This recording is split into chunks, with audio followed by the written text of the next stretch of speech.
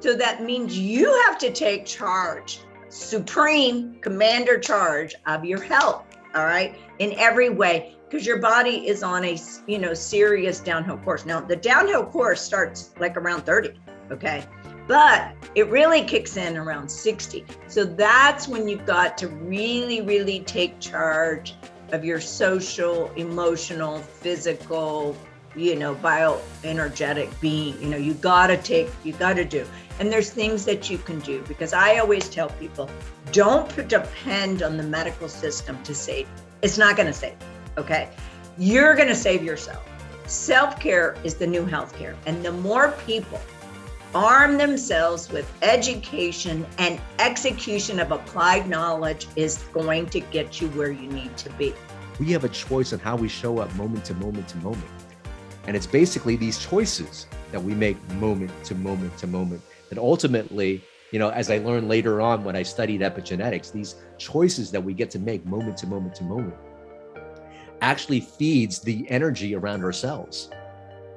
How we choose to sleep, whether we rest or stay up all night, whether we choose to pick up the sugar, and processed foods over the clean stuff, whether or not we choose to be angry and reactive when we get into a fight with our spouse, or whether we decide, oh, wait a minute, that's a reactive mode. Can I pause for a few seconds and choose to show up with love? It's these constant little tiny choices and how we choose moment to moment that actually dictate what's going on inside our biology. Hormones like testosterone and estrogen, these are build and repair hormones. These are hormones that keep our muscles strong and our bones strong, and they keep us robust. On the other hand, cortisol is a wear and tear hormone. So it shrinks down our muscles, it shrinks down our bones, it melts away our brain. So our brain literally shrinks as we get older.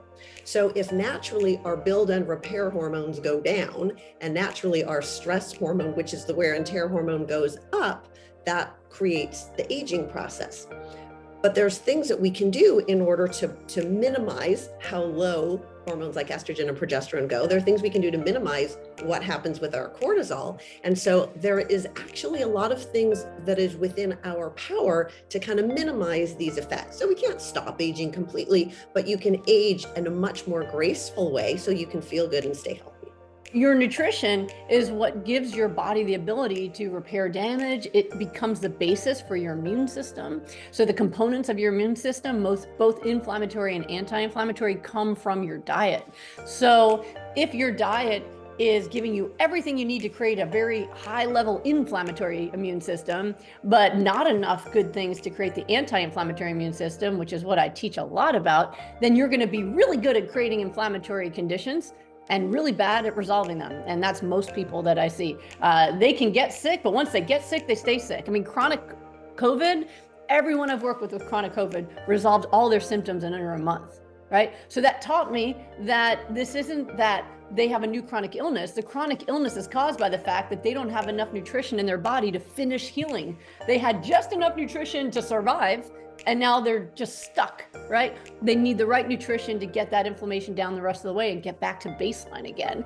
Some argue that more than 90% of all our metabolic and biochemical activity as a human comes from the microbes in our system, not from our cells, not from our genes. More than 90% comes from the microbes. So in discovering the microbiome and in studying the microbiome, we are finally looking at the other 90% of what it means to be human. All of these years of clinical, medical research and all that, we've been looking at 10% or less. We're finally illuminating the rest of what it means to be human. When we look at where's the biggest return on our investment of time and energy as it's related to holding on to our lean muscle mass and to our bone density, it is with strength training, otherwise known as weight training. And we're talking about really lifting up heavy objects. So we're talking about dumbbells or potentially using machine weights if you've got an apparatus that is accessible for you.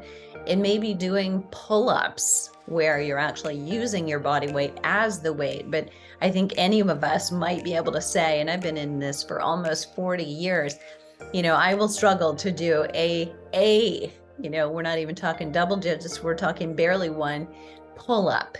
And therein lies the issue, right? So we're not even sometimes responsible for our own body weight, but there needs to be a certain amount of overload occurring to the muscle and to the bone in order to get the favorable results that keep us from falling, that allow us and enable us to be independent as older adults, and take away the fear factor of what will it be like when I'm older, when I'm 80, when I'm 90.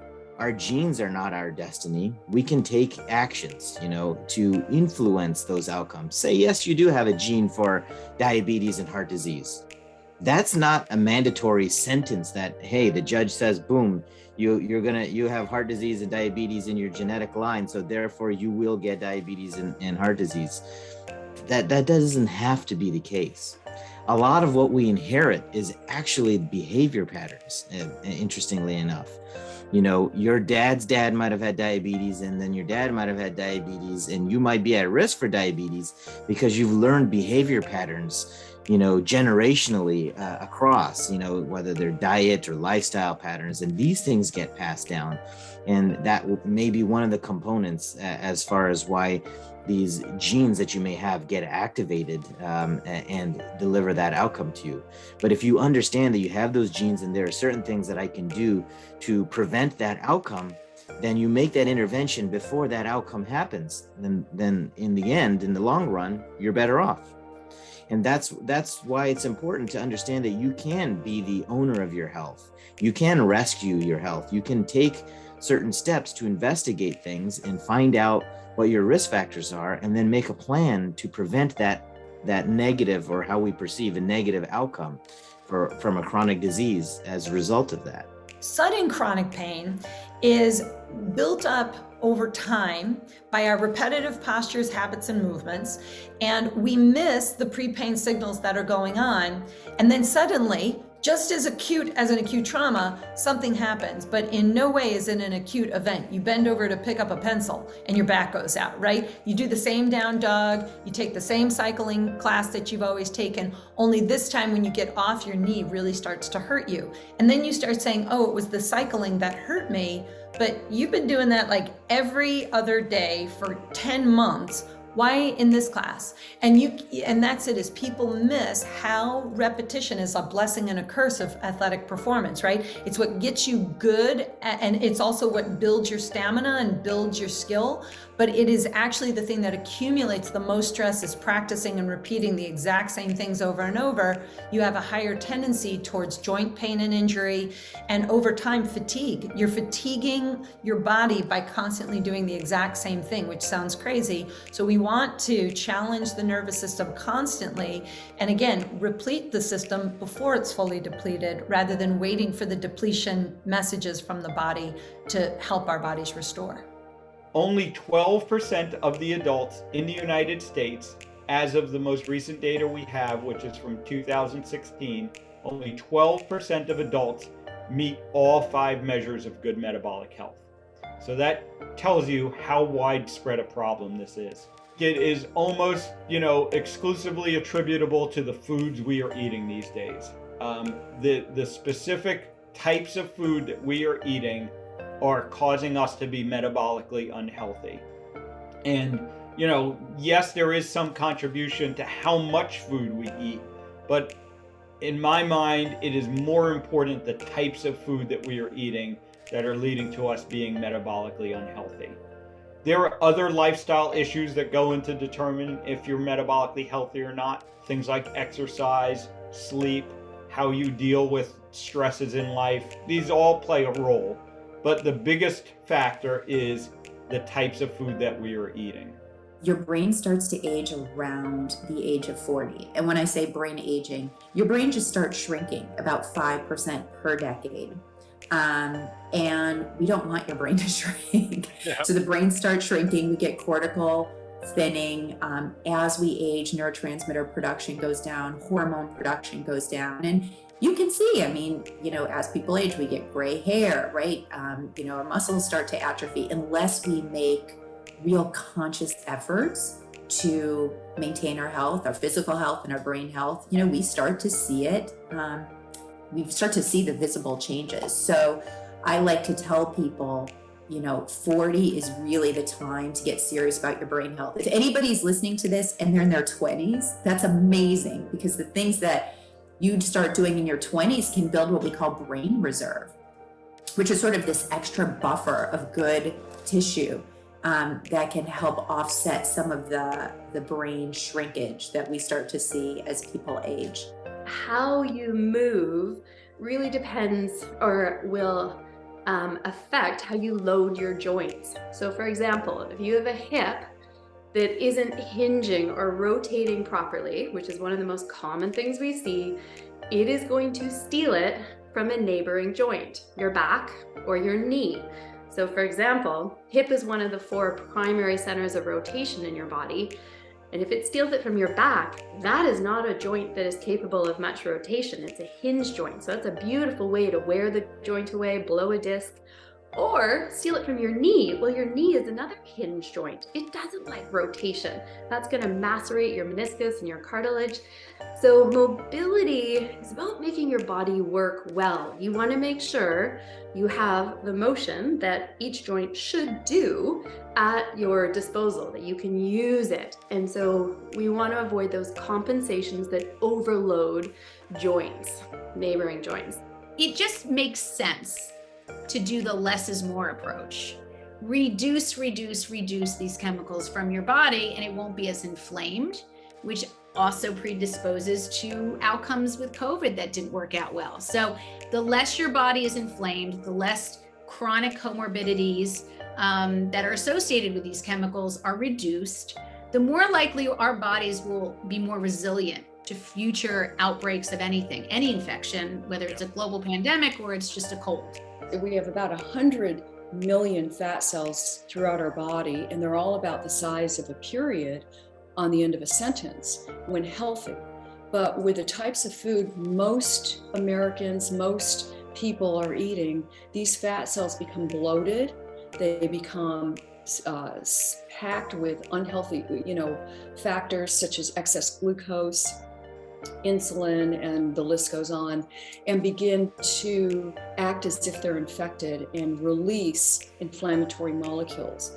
And so, as I mentioned, silent inflammation is like having a sore on the inside of your body. Well, it goes 24/7, right? It never stops, where acute inflammation goes away. The same with our fat cells, 24/7, it's circulating this in these inflammatory molecules. And so it's really important to reduce the weight in order to live an anti-inflammatory lifestyle. Very important, especially belly fat, which is challenging to get rid of, but after 40, but can be done with the right knowledge. Health is not just the absence of disease, but health is earned. Health is a result of our body's own efforts to defend itself, to protect all the functions that make up who we are when we're vibrant and living full, normal lives. And so if our health is the result of health defenses, what are those health defenses? So this is my area of research. I've identified 5 health defense systems in the body, and each of these defenses are incredibly important because we're born with them. As we grow up and as we age, they wind up actually getting better at fighting things off, actually. But at some point, if we don't take care to nurture our health defenses, it's like you don't take care of your soldiers in your military. Eventually, they're going to be weak, and the invasion becomes a lot easier. It's easy to be overthrown. The concept of muscle-centric medicine is focusing on muscle as the largest organ in the body, understanding that muscle is in and of itself an endocrine organ, just like the thyroid, and that by understanding that muscle is so much more than locomotion and truly an organ that secretes myokines, proteins that come out of contracting skeletal muscle, which go throughout the body and impact bone and brain and really every tissue in the body, that we can change the way that we think about health and we can correct the problem. So we've constantly been focused on trying to answer the question of obesity. And these are not, how do we fix obesity? And you see this cycle of weight loss, everyone should lose weight. And ultimately, it's not about weight loss. It's not about being over fat. It's about being under muscled. And by shifting the conversation to obesity, from obesity to skeletal muscle, we can make true changes for people. For longevity, for overall health, this is one of the biggest smoking guns I've found in working with people for the last 10 years. Some of my functional medicine colleagues that are neurologists and cardiologists, they're also saying that this is the biggest smoking gun for human health because we're indoors so often now. Whereas just a few generations ago, we were a much more agriculture-based country. We farmed. Just a short time ago, 98% or so of the country were farmers, and now it's 1%, meaning the rest of us are indoors all day, potentially breathing in VOCs from new paint and formaldehyde in our cabinetry and preservatives in the wood and mycotoxins in our home. So this is a relatively new problem for modern life compared to what the fur trappers were experiencing back in the 1800s in America. Totally different world, a totally set of, problems that were different than ours. The research shows that a regular walking practice can reduce your risk of several types of cancers. It can improve your cardiovascular health. It can reduce your risk of diabetes. And these are benefits of a regular walking practice. So I'm talking right now about long-term kind of benefits, and help strengthen your bones, strengthen your muscles. Bone health is something I'm super focused on as a woman in my 50s. All of a sudden, bone health becomes a thing. So we've got to keep moving, and walking is one of the great ways to benefit that as well. But it is a broad stroke of physical benefits. And the research shows, and I love this, the research shows that a regular walking practice can add up to 7 years to your life. So it does that through a host of different mechanisms. It's affecting pretty much your whole system. Wellness isn't just physical, it's mental and emotional. Like I said in the beginning, you can't separate the body, the mind, the spirit, the liver, the organs, the digestion. It's all connected. So wellness is when you really look, you're at your own self under the microscope. Your digestion is intact. You're happy. You're content in your life. You have enough, your cup is runneth over enough where you can be there to help others and not feel like you have nothing to give. I feel like that's the real sign of wellness, is that you have that little extra to help take care of the people who are in need. And that's a really cool sign, because if you can do that, then the body has to be good, the mind has to be good, everything has to be working in a pretty good way. A lot of this research, like we talked about, I'm in Costa Rica now in one of the blue zones. They look at health span versus lifespan. It's one thing to live longer, but the idea of it's not about the years in your life, but the life in your years. And there's this concept of health span where it's how long you live healthy, not just how long you live.